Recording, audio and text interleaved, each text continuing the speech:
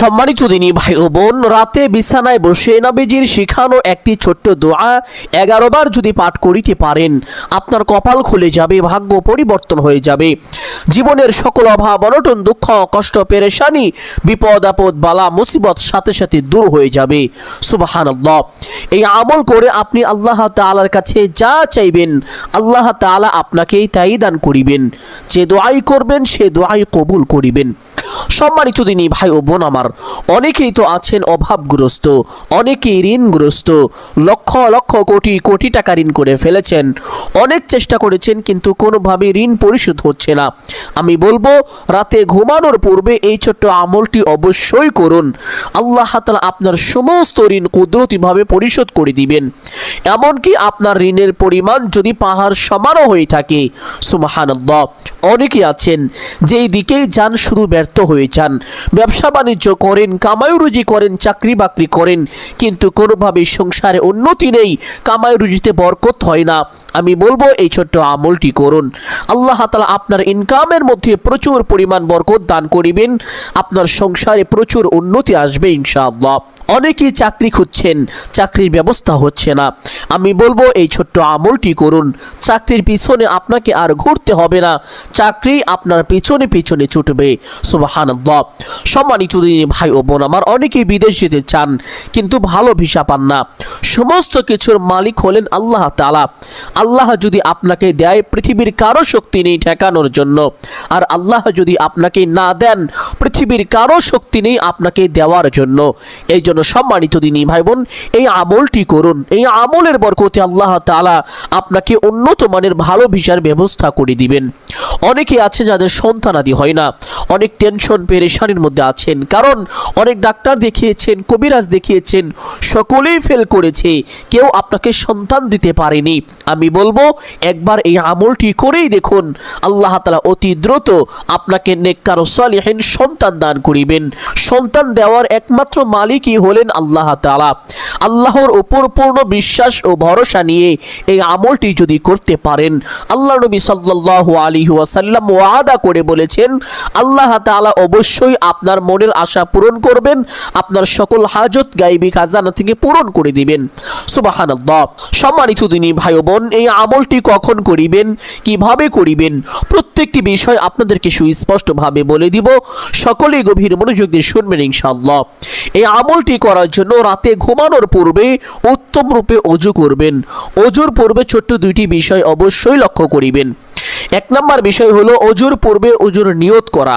অনেকেই জানেন না ওযুর নিয়ত কিভাবে করতে হয়, অথচ কিতাবের মধ্যে এসেছে ওযুর পূর্বে নিয়ত না করিলে ওযু পরিপূর্ণ হয় না, ওযু সহি হয় না। এই জন্য সম্মানিত দিনী ভাই বোন, আপনার ওযু পরিপূর্ণ এবং সহি শুদ্ধ হওয়ার জন্য অবশ্যই ওযুর পূর্বে ওযুর নিয়তটি এইভাবে করিবেন। ওযুর পূর্বে আপনি আপনার মনে মনে সংকল্পনা করিবেন তথা ধারণা করিবেন যে এখন আমি আল্লাহ তাআলার সন্তুষ্টির জন্য ওযু করছি, তাহলে আপনার ওযুর নিয়ত হয়ে যাবে। অতঃপর বিসমিল্লাহির রহমানির রহিম পাঠ করে ওযু আরম্ভ করিবেন। কোন কোন ইমামের মতে ওযুর শুরুতে বিসমিল্লাহির রহমানির রহিম পাঠ না করিলে তার ওযু হবে না। এই জন্য সম্মানিত দিনী ভাই বোন, এই গুরুত্বপূর্ণ দুইটি বিষয় লক্ষ্য রেখে ওযুটি সম্পূর্ণ করবেন। ওযু শেষ করে আপনার ডান হাতের শাহাদাত আঙ্গুলটি আসমানের দিকে সোজা করে দিয়ে একটি ছোট্ট কালিমা একবার পাঠ করতে কখনোই ভুলবেন না। আল্লাহ নবী সাল্লাল্লাহু আলাইহি ওয়াসাল্লাম বলেছেন, যেই ব্যক্তি প্রত্যেক ওযুর পরে ছোট্ট কালিমাটি একবার পাঠ করিবে, আল্লাহ তাআলা ওই ব্যক্তির জন্য জান্নাতের 8টি দরজা খুলে দিবেন। জান্নাতের সর্বমোট দরজাই হলো 8টি, আর 8টি দরজাই আল্লাহ তাআলা আপনার জন্য খুলে দিবেন।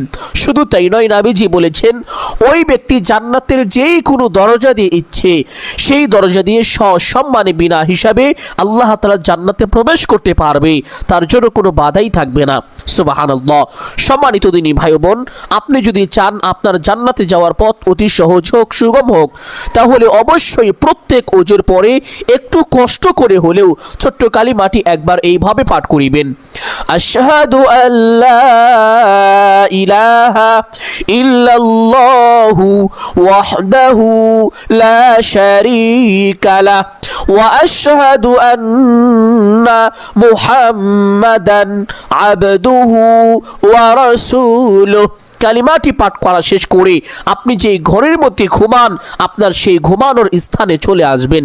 এসে সর্বপ্রথম বিসমিল্লাহির রহমানির রহিম একবার বলে আল্লাহ তাআলার নামে আপনার ঘরের দরজাটি বন্ধ করে দিবেন। অতঃপর আপনার ঘরের জানালাগুলো যদি খোলা থাকে তাহলে বিসমিল্লাহ বলে আল্লাহর নামে ঘরের সমস্ত জানালাগুলো বন্ধ করে নেবেন। নবীজি সাল্লাল্লাহু আলাইহি ওয়াসাল্লাম বলেছেন ঘুমানোর সময় ঘরের জানালা এবং দরজাগুলো বন্ধ রাখতে। এর জন্য সম্মানিত দিনী ভাই বোন এগুলো বন্ধ করে নেবেন। বন্ধ করার পরে আপনার যে বিছানাটি আছে, যে স্থানে আপনি ঘুমাবেন, একবার বিসমিল্লাহ বলে হাতে একটি কাপড় নিয়ে বিছানাটি সুন্দর করে ঝাড়ু দিয়ে নেবেন। বিছানাটি ঝাড়ু দেওয়ার পরে যদি আপনার বিছানাটি পবিত্র হয়ে থাকে তাহলে সেই বিছানার উপরে একটি চাদর বা একটি জায়নামাজ বিছিয়ে নেবেন। অতঃপর কিবলামুখী হয়ে দাঁড়িয়ে 2 রাকাত নফল নামাজ পড়বেন। এই নফল নামাজের নাম হলো তাহাজ্জুদের নামাজ। অনেকে জানেন না তাহাজ্জুদ নামাজ কখন পড়তে হয়, কিভাবে পড়তে হয়, কোন কোন সূরা দিয়ে পড়তে হয়, এই নামাজের নিয়ত কিভাবে করতে হয়, সর্বমোট কত রাকাত পড়তে হয় এবং কত রাকাত করে করে পড়তে হয়। সম্মানিত দিনী ভাই বোন সংক্ষেপে অল্প সময়ের মধ্যে বলে দিব, সকলেই গভীর মনোযোগে শুনবেন ইনশাআল্লাহ। তাহাজ্জুদের নামাজ হলো নফল নামাজ। এই নামাজ আল্লাহ নবী সাল্লাল্লাহু আলাইহি ওয়াসাল্লাম নিয়মিত পড়তেন। এই জন্য যারা নবীজির সাথে মিল রেখে এই নামাজ নিয়মিত পড়বেন তাদের জন্য এই নামাজটা নবীজির সুন্নত হয়ে যায়। এই জন্য সম্মানিত দিনী ভাই বোন আপনি যখন এই নামাজের নিয়ত করবেন তখন নিয়তটি এইভাবে করিবেন, আমি কিবলামুখী হয়ে আল্লাহ তাআলার সন্তুষ্টির জন্য 2 রাকাত তাহাজ্জুদের সুন্নত নামাজ পড়িতেছি। আর যারা মাঝে মধ্যে এই নামাজ পড়েন, নিয়মিত পড়েন না, তারা নিয়তটি এইভাবে করিবেন, আমি কিবলামুখী হয়ে আল্লাহ তাআলার সন্তুষ্টির জন্য 2 রাকাত নফল নামাজ পড়িতেছি। এইভাবে নিয়তটি করবেন। এখন এই নামাজ সর্বমোট কত রাকাত পড়বেন? সম্মানিত দিনী ভাই বোন পবিত্র হাদিসের মধ্যে এসেছে আল্লাহ নবী সাল্লাল্লাহু আলাইহি ওয়াসাল্লাম তাহাজ্জুদ নামাজ কখনো 8 রাকাত পড়েছেন, আবার কখনো 12 রাকাত পড়েছেন। তবে এর থেকে কম বা বেশি কখনোই পড়েননি। এই জন্য চেষ্টা করিবেন 8 অথবা 12 রাকাত তাহাজ্জুদ পড়ার জন্য। তবে আপনি চাইলে সর্বনিম্ন 2 রাকাত থেকে শুরু করে যত রাকাত ইচ্ছে পড়তে পারেন, কোনো সমস্যা নেই, গোনা হবে না। যত বেশি পড়বেন তত বেশি নেকি হবে, যত কম পড়বেন তত কম নেকি হবে। সম্মানিত দিনী ভাই বোন এই নামাজ পড়ার সঠিক সময়টি কখন? আল্লাহ নবী সাল্লাল্লাহু আলাইহি ওয়াসাল্লাম বলেছেন এশার নামাজের পর থেকে শুরু করে ফজরের ওয়াক্ত শুরু হওয়ার আগ পর্যন্ত এই যে সময়টি রয়েছে এই সময়টিই হলো তাহাজ্জুদ নামাজের সময়। এই সময়ের ভিতরে যখন ইচ্ছে তখনই আপনি তাহাজ্জুদ নামাজ পড়তে পারবেন, কোনো সমস্যা নেই। আশা করি বিষয়টি বুঝতে পেরেছেন। আর এই নামাজ 2 রাকাত করে পড়তে হয়।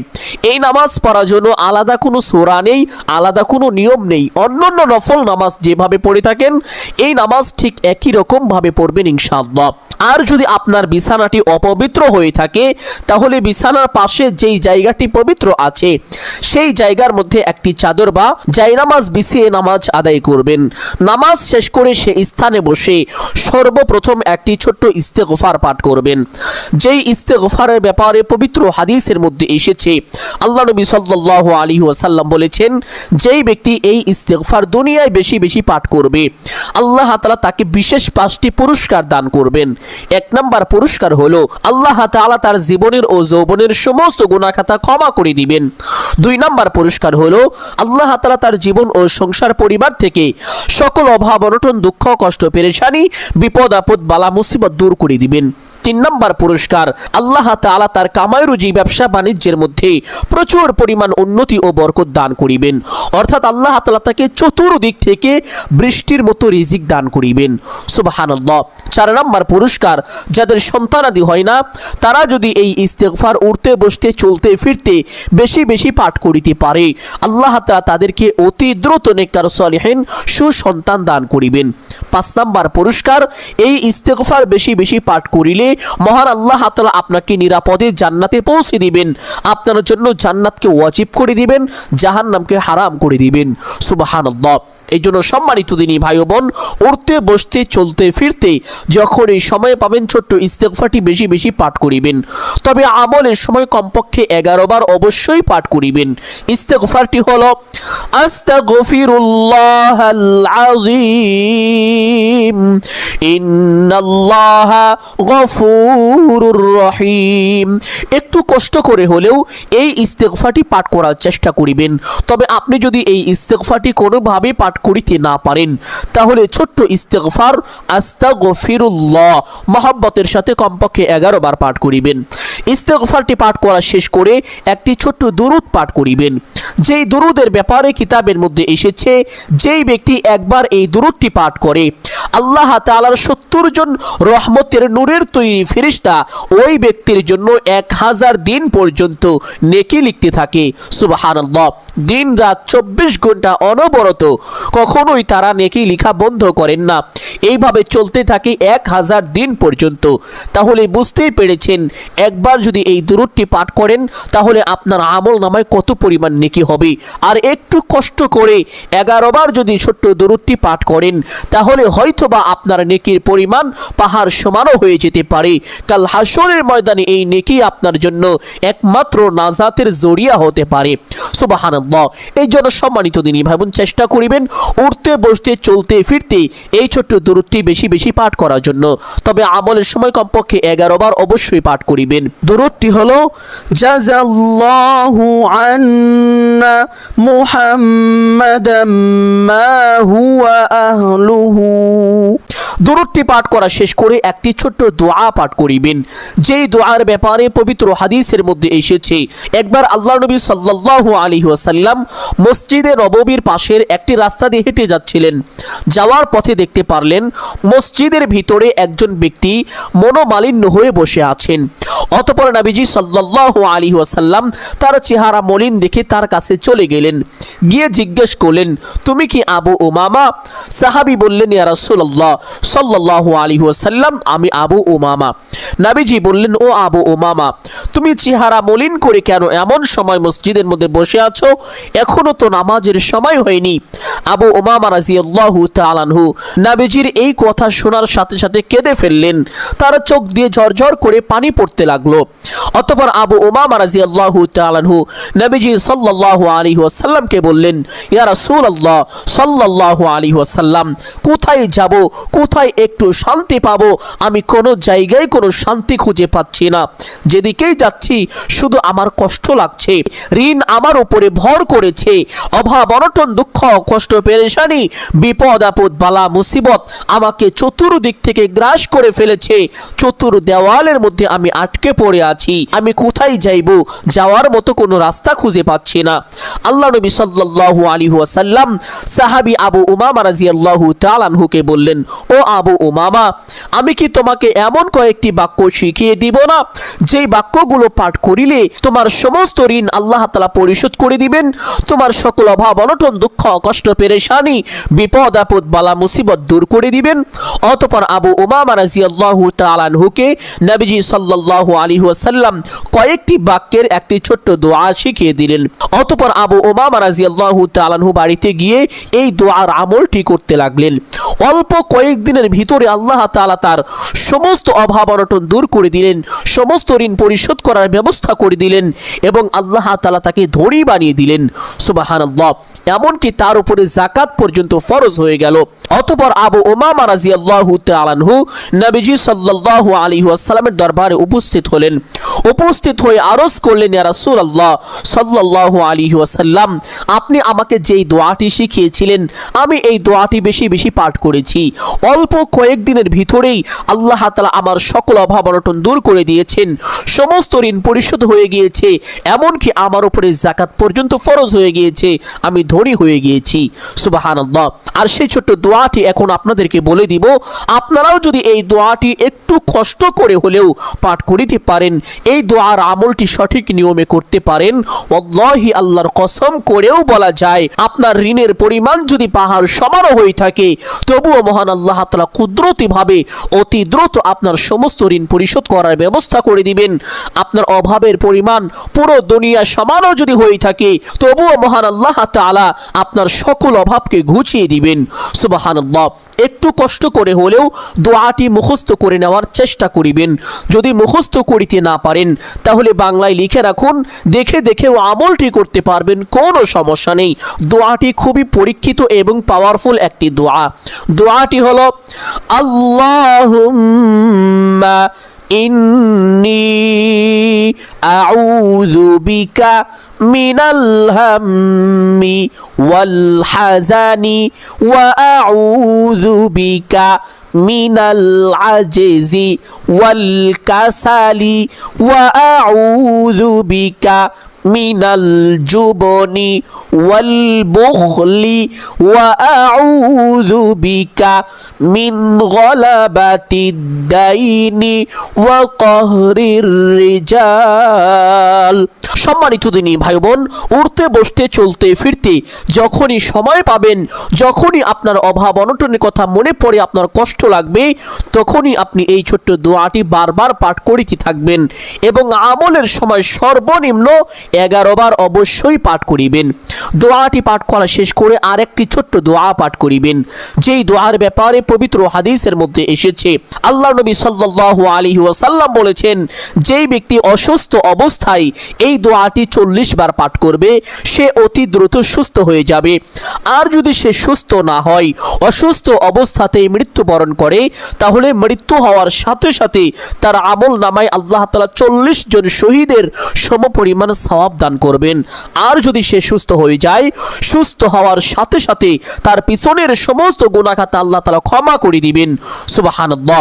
আর সেই ছোট্ট দোয়াটি হলো লা ইলাহা ইল্লা আনতা সুবহানাকা ইন্নী কুনতু মিনাজ জালিমিন। এই দোয়াটিকে দোয়ায়ে ইউনুস বলা হয়ে থাকে। একবার আল্লাহ নবী হযরত ইউনুস আলাইহিস সালাতু ওয়াস সালামকে মাছে গিলে ফেলেছিল। মাছের পেটের মধ্য থেকে আল্লাহ নবী হযরত ইউনুস আলাইহিস সালাতু ওয়াস সালাম এই দোয়ার মাধ্যমে আল্লাহ তাআলার কাছে সাহায্য চেয়েছিলেন। আল্লাহ তাআলা সাথে সাথে হযরত ইউনুস আলাইহিস সালাতু ওয়াস সালামকে সাহায্য করেছিলেন তথা মাছের পেটের মধ্য থেকেও হেফাজত করেছিলেন। সুবহানাল্লাহ। এই ঘটনাটি শোনার পরে সাহাবীরা আরজ করলেন, ইয়া রাসূলুল্লাহ সাল্লাল্লাহু আলাইহি ওয়াসাল্লাম, এই মহামূল্যবান গুরুত্বপূর্ণ ছোট্ট দোয়াটি কি শুধুমাত্র ইউনুস আলাইহিস সালাতু ওয়াস সালামের জন্য বৈশিষ্ট্য নাকি সমস্ত মানুষের জন্যই বৈশিষ্ট্য? আমরাও চাইলে কি এই দোয়ার আমল করতে পারবো? নবীজি সাল্লাল্লাহু আলাইহি ওয়াসাল্লাম সাহাবীদেরকে বললেন, ও আমার সাহাবীরা শোনো, এই দোয়াটি শুধুমাত্র ইউনুস আলাইহিস সালাতু ওয়াস সালামের জন্যই বৈশিষ্ট্য নয়, এই দোয়াটি সমস্ত মানুষের জন্যই বৈশিষ্ট্য। যেই ব্যক্তি কঠিন বিপদের মধ্যে পড়ে এই দোয়াটি পাঠ করবে, আল্লাহ তাআলার সাথে সাথে তাকে সাহায্য করবেন, তার সকল বিপদ আপদ দূর করে দিবেন। সুবহানাল্লাহ। এই জন্য সম্মানিত দিনী ভাই বোন, যারা খুব বেশি কষ্টের মধ্যে আছেন, যেদিকেই যাচ্ছেন শুধু দুঃখ পাচ্ছেন, কষ্ট পাচ্ছেন, এই ছোট্ট দোয়াটি 40 বার পাঠ করুন। আল্লাহ তাআলা আপনার সকল দুঃখ কষ্ট পেরেশানি বিপদ আপদ বালা মুসিবত দূর করে আপনাকে শান্তি দান করিবেন। সুবহানাল্লাহ। দোয়াটি আরো একবার পাঠ করছি, সহিহ শুদ্ধ উচ্চারণটি সকলেই শিখে রাখুন এবং মুখস্থ করার চেষ্টা করুন। যদি মুখস্থ করিতে না পারেন বাংলায় লিখে রাখুন, দেখে দেখেও দোয়াটি পাঠ করিতে পারবেন, কোনো সমস্যা নেই। দোয়াটি হলো লা ইলাহা ইল্লা আনতা সুবহানাকা ইন্নী কুনতু মিনাজ জালিমিন।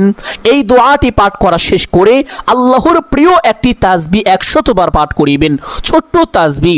তবে এই তাসবিহের ব্যাপারে পবিত্র হাদিসের মধ্যে আল্লাহ নবী সাল্লাল্লাহু আলাইহি ওয়াসাল্লাম বলেছেন, যে ব্যক্তি এই তাসবিহটা 100 বার পাঠ করবে, তার গুনাহের পরিমাণ যদি সমুদ্রের ফেনা রাশিও হয়ে থাকে, তবুও মহান আল্লাহ তাআলা তার জীবনের ও যৌবনের সমস্ত গুনাহ খাতা ক্ষমা করে দিবেন।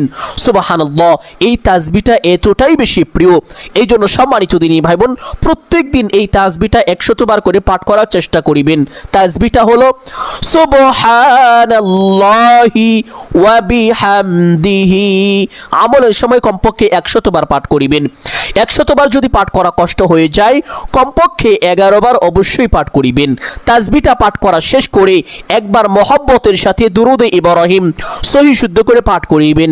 দুরুদে ইব্রাহিম পাঠ করা শেষ করে মোনাজাত করবেন এইভাবে: আলহামদুলিল্লাহি রাব্বিল আলামিন ওয়াসসালাতু ওয়াসসালামু আলা সাইয়্যিদিল আম্বিয়া ওয়াল মুরসালিন। এই দুইটি বাক্য বলার পরে আপনারা যা কিছু প্রয়োজন সমস্ত কিছু আল্লাহ তাআলার কাছে চাইবেন। চাওয়া শেষ করে একবার বলবেন, হে আল্লাহ, আপনার হাবিবের উসিলা করে আমার দোয়া মুনাজাত কবুল আর মঞ্জুর করে নিন।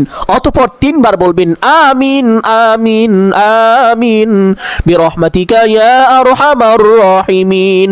মুনাজাত শেষ করে একবার পড়বেন সাল্লাল্লাহু আলাইহি ওয়াসাল্লাম। সাথে সাথে আপনার দোয়া আল্লাহ তাআলার আরশে আজমে পৌঁছে যাবে, আপনার দোয়া কবুল আর মঞ্জুর হয়ে যাবে। এইভাবে যদি এই আমলটি করতে পারেন, আপনার কপাল খুলে যাবে, ভাগ্য পরিবর্তন হয়ে যাবে। আপনি যা চাইবেন আল্লাহ তাআলা আপনাকে তাই দান করিবেন। সুবহানাল্লাহ। সম্মানিত দিনী ভাই বোন, আমি আশা করছি আজকের এই আমলটি আপনাদের সকলের জন্য অত্যন্ত গুরুত্বপূর্ণ এবং উপকারী ছিল। অতএব সকলকে বলবো সদকায়ে জারিয়ার উদ্দেশ্যে কমপক্ষে একটি হলেও শেয়ার করে দিবেন। যদি আলোচনাটি ভালো লাগে অবশ্যই ভিডিওতে একটি লাইক করবেন, কমেন্টে আমিন বলে দোয়ায় শরীক থাকবেন। যারা এই চ্যানেলের নতুন দর্শক রয়েছেন চেষ্টা করিবেন চ্যানেলটি সাবস্ক্রাইব করে রাখার জন্য। সকলের জন্য অন্তর থেকে দোয়া করি আল্লাহ তাআলা সকলকে ভালো রাখুন, সুস্থ রাখুন, জানে মালে কামাই রুজি ব্যবসা বাণিজ্যে প্রচুর পরিমাণ উন্নতি ও বরকত দান করুন। সকলেই বলি আমিন সুম্মা আমিন। আসসালামু আলাইকুম ওয়া রাহমাতুল্লাহি ওয়া বারাকাতুহু।